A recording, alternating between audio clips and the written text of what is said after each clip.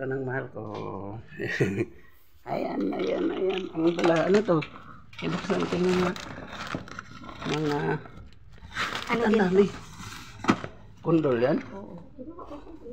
Ayan yung mga saging anak ko. Oh.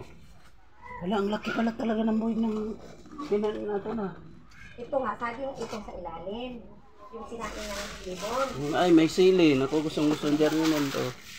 Ito naman, talbos, malunggay. Magsige na nga og Talbos na pang ganon si... ako. Yan rin mo na gan. Hi. So, wala rin nabili na ito. Hindi ko pwede pang mamigay. Uy, bakit? Mamimigay ba yan sila? Hindi naman ah. Wow, ayun. Oh. Kailangan natin. Tingnan mo mahal yung kuan. Gulay na dala niya. Ito kasi malunggay, kaya hindi mo pwede ano yun. Ah, wow. Naku, nagkain kami ni siya. Walang ano. Ilang ulam. Tingnan mo, inano na niluto niya. Ayan oh. Gano'n ng gulay.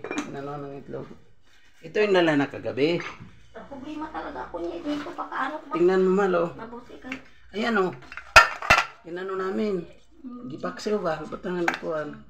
Balakang. Tapos. Ito mga talbos. Ayan oh. Tingnan mo yung gulay na. Ayun. Kagabi. Sabi na pa. Wala talaga akong pera. Isipin mo ang pera na 600 lang. Hindi kaya. Ang bilhin doon sa ano niya. Gikas. Ako buang gini si Rosmin. Nagpunta kami ng ano. Asan si Rosmin ngayon? Ng Southville. Buang talaga. Ano lang yung ano. Yung pera ko. Ma'am, bili. Puro na lang